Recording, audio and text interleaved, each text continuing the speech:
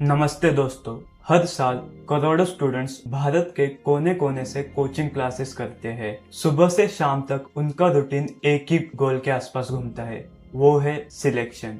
यह है भारत का दूसरा एजुकेशन सिस्टम जिसका सिलेबस, रूल्स और इकोनॉमी फॉर्मल स्कूलिंग से अलग है। एक शैडो इंडस्ट्री जो अब बिलियन डॉलर का बिजनेस बन चुकी है।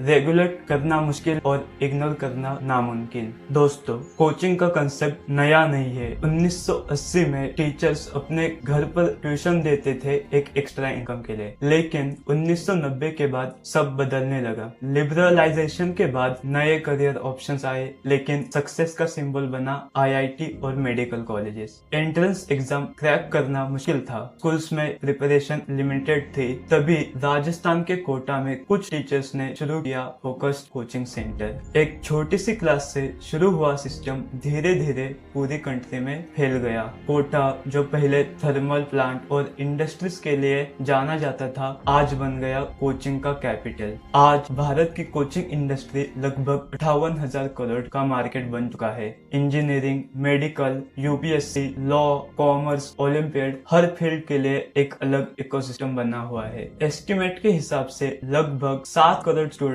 हर साल कोचिंग अटेंड करते हैं, स्कूल के साथ या स्कूल के बिना। कोटा में ही 1.5 लाख से ज्यादा स्टूडेंट्स हर साल एडमिशंस लेते हैं, और इन कोचिंग सेंटर्स का इंफ्रास्ट्रक्चर किसी प्राइवेट यूनिवर्सिटी से कम नहीं होता। यह इंडस्ट्री सिर्फ कोटा तक सीमित नहीं रही। फिटजी, एलेन, आकाश जैसे ब्रांड्स ने मेट्रो, टियर 2 और टियर 3 सिटीज में अपनी ब्रांचेस खोल दी। कोचिंग के बढ़ते प्रभाव का सबसे बड़ा इम्पैक्ट पड़ा है फॉर्मल स्कूलिंग पर। बच्चे अब स्कूल का सिर्फ अटेंडेंस और बोर्ड एग्जाम के लिए देखते हैं। उनका मेन फोकस कोचिंग का करिकुलम होता है, जहां उनको रैंक, टेस्ट स्कोर और एनालिसिस मिलता है। टीचर्स कंप्लेन करते हैं कि बच्चों का इंटरेस्ट स्कूल में अब खत्म हो गया है। कई जगह कोचिंग सेंटर्स ने स्कूल्स के साथ टाई अप करके इंटीग्रेटेड प्रोग्राम चलाए, जिसमें स्कूल और कोचिंग दोनों एक ही रूप के नीचे चलते हैं। पहले कोचिंग एक एजुकेशनल सर्विस थी, अब यह एक कॉर्पोरेट बिजनेस मॉडल बन चुका है। एलेन, आकाश, फिटजी जैसे इंस्टीट्यूट के मार्केटिंग बजट्स करोड़ों में होते हैं। न्यूज़पेपर से लेके यूट्यूब तक हर जगह इनके एड्स दिखते हैं। 2021 में बायजूस ने आकाश इंस्टीट्यूट को करीब 7,000 करोड़ में एक्वायर किया। फिजिक्स वाला, जो एक यूट्यूब चैनल से शुरू हुआ था, 2022 में यूनिकॉर्न बन गया।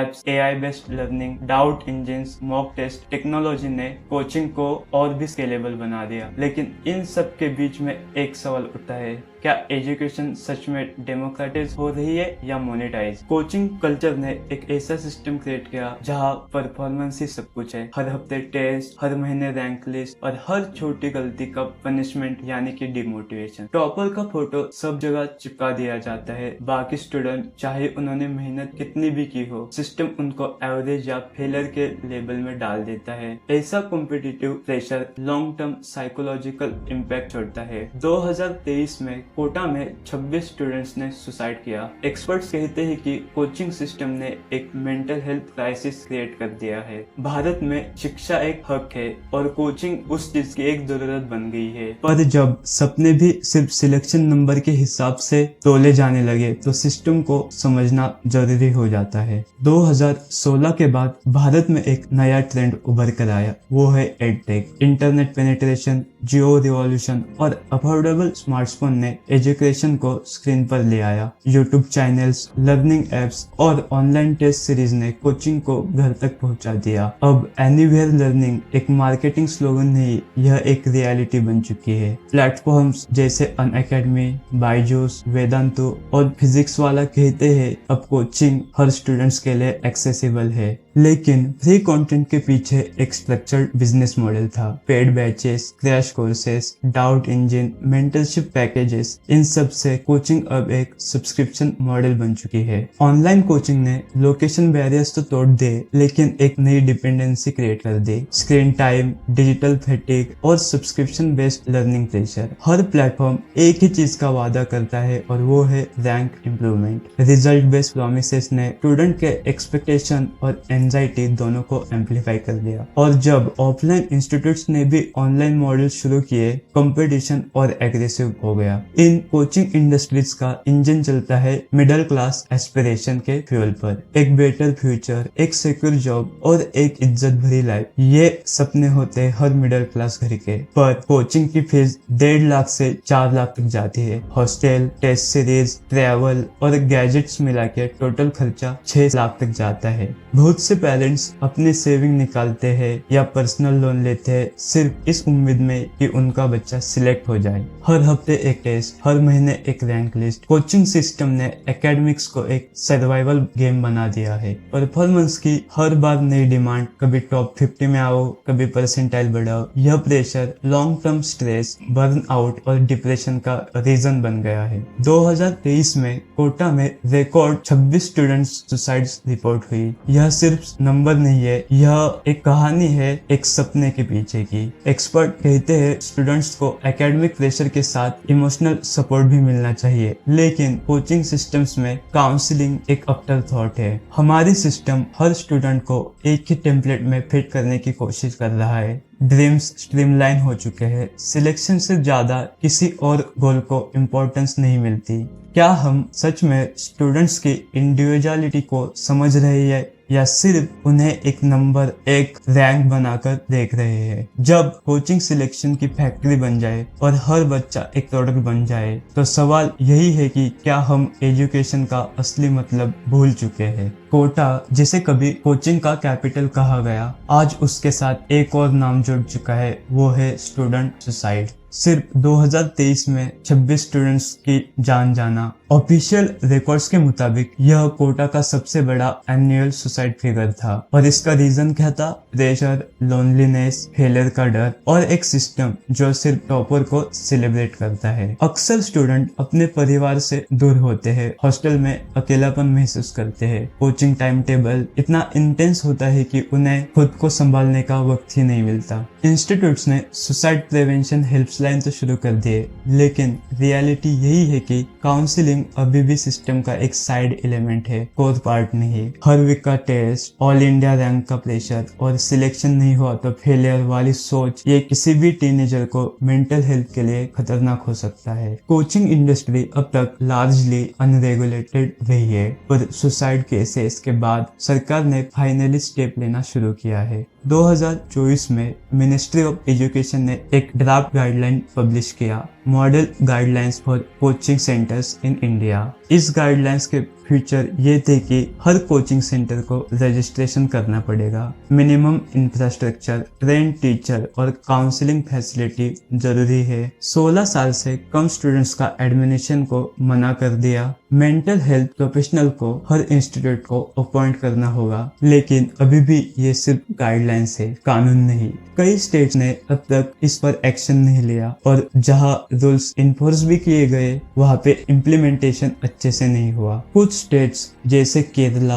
और तमिलनाडु, जिन्होंने स्कूल्स में ही एग्जाम प्रिपरेशन इंटीग्रेट कर रहे हैं ताकि बच्चे स्कूल के फ्रेमवर्क में प्रिपेयर कर सके। एडटेक का पॉजिटिव साइड भी है। रूरल स्टूडेंट को घर से पढ़ने का ऑप्शन एडटेक की वजह से मिल रहा है, पर ये तभी काम करेगा जब कंटेंट फ्री और प्रेशर फ्री हो। सिलेक्शन के बाद लाइफ का एक नया चैप्टर शुरू होता है, लेकिन कोचिंग में कभी किसी ने ये नहीं सिखाया कि फेलियर का क्या होता है या फिर लाइफ का असली सक्सेस सिर्फ एक एग्जाम नहीं होता। इंडिया के लिए सबसे जरूरी चैलेंज है एक ऐसे एजुकेशन सिस्टम का निर्माण करना जो सिर्फ सिलेक्शन ड्राइवन ना हो बल्कि लर्निंग ड्राइवन हो, जहाँ creativity, mental health, career diversity सबको इक्वल इम्पोर्टेंस मिले, जहाँ कोचिंग एक सपोर्ट सिस्टम हो, प्रेशर कुकर नहीं। और हमें ये समझना पड़ेगा कि हर स्टूडेंट एक रैंक नहीं होता, हर सपना आईआईटी या एम्स से नहीं जुड़ा होता। हम जब एजुकेशन को समझने लगेंगे तभी कोचिंग भी बदल जाएगी। एक्सपर्ट्स मानते हैं कि कोचिंग इंडस्ट्री ने एक वॉइड फिल किया। स्कूल में जो कॉम्पिटिटिव एग्जाम ट्रेनिंग की कमी थी, उसे कोचिंग ने पूरा किया। Doctor Krishna Kumar, former NCERT director, कहते हैं कि coaching is a symptom, not the disease. The problem is in our board and entrance exam structure. और एक प्रोफेसर अनिल सदगोपाल कहते हैं कि if schools were strong enough, coaching will not be needed in the first place। यह voices ये भी कहती है कि कोचिंग ने क्वालिटी एजुकेशन को एक्सेसिबल बनाया, लेकिन साथ ही एक अनहेल्दी रेस भी क्रिएट कर दी, जहां फोकस सिर्फ मार्क्स, रैंक और ऑल इंडिया रैंक्स पर है। वह होलिस्टिकल ग्रोथ का क्या? 2020 की नेशनल एजुकेशन पॉलिसी एक बड़ा स्टेप है जो रोट लर्निंग से क्रिटिकल थिंकिंग की तरफ शिफ्ट करने की बात करता है, जिसमें बात होती है बोर्ड्स एग्जाम को मोर इजियर और फ्लेक्सिबल बनाना, मल्टी डिसिप्लिनरी कॉलेजेस बनाना, टीचर ट्रेनिंग और स्टूडेंट काउंसलिंग पे ज्यादा फोकस करना और वोकेशनल कोर्सेस और लाइफ स्किल्स को भी इंक्लूड करना। लेकिन एनईपी तभी काम करेगा जब स्कूल्स, टीचर्स और इंफ्रास्ट्रक्चर ग्राउंड लेवल पर रेडी हो। कोचिंग सिस्टम तभी रेडी होगा जब स्कूल सिस्टम स्ट्रॉन्ग बनेगा। मिडिल क्लास पेरेंट्स यही कहते हैं कि हम सिर्फ बच्चों के लिए बेस्ट चाहते हैं। अगर स्कूल में सब कुछ मिलता तो हम कोचिंग नहीं भेजते। और स्कूल टीचर ये कहते हैं कि हमारे पास सिलेबस प्रेशर, एडमिन वर्क इतना होता है कि कॉम्पिटिटिव एग्जाम की प्रिपरेशन करवाना मुश्किल हो जाता है। और कोचिंग इंस्टीट्यूट कहते हैं कि हमें ब्लेम दिया जाता है, पर रियलिटी यही है कि हमें बस डिमांड आती है जिसे हम डिलीवर कर रहे हैं। हर स्टेक होल्डर का एक अपना पर्सपेक्टिव है। गलती किसी एक जगह से नहीं हुई है, यह पूरा सिस्टम ही कॉम्प्लेक्स है। भारत में अब एक नई वेव आ रही है जहां स्टूडेंट्स सेल्फ बेस्ड लर्निंग को इम्पोर्टेंस दे रहे हैं, जहां पेरेंट्स एक अल्टरनेटिव करियर को एक्सेप्ट कर रहे हैं और कुछ कोचिंग सेंटर्स भी स्टूडेंट्स वेलनेस को सीरियसली ले रहे हैं। यह चेंज स्लो है पर रियल है। कोचिंग के दौर में भी वायलेंस पॉसिबल है अगर हम सब मिलकर सिस्टम को समझने और सुधारने की काम करें। और हमें ये सच्चाई माननी पड़ेगी कि कोचिंग इंडस्ट्री भारत के सपनों का एक नया रूप है, जहां एस्पिरेशन है तो एक्सप्लॉयटेशन भी, जहाँ सपोर्ट है तो प्रेशर भी, और जहाँ गाइडेंस है तो समटाइम्स डार्कनेस भी। एज अ सोसाइटी हमें ये समझना होगा, एजुकेशन एक एग्जाम नहीं, एक जर्नी है। हर स्टूडेंट एक रैंक नहीं, एक इंसान है। कोचिंग एक टूल है पर जिंदगी का गोल नहीं। जब तक हम सिर्फ सिलेक्शन को सक्सेस मानेंगे तब तक एजुकेशन सिर्फ कंपटीशन ही रहेगी। लेकिन जिस दिन हम लर्निंग, ग्रोथ और ह्यूमैनिटी को प्रायोरिटी देंगे, उसी दिन कोचिंग भी एक हेल्दी पाथ बनेगी, एक हेवी लोड नहीं। यह वीडियो देखने के लिए धन्यवाद। आपका क्या मानना है? क्या कोचिंग एक जरूरत है या एक प्रेशर? कमेंट सेक्शन में जरूर बताना। अगर आप भी इस सिस्टम का हिस्सा रहे हो तो आपके ओपिनियन भी कमेंट में जरूर शेयर करना। धन्यवाद।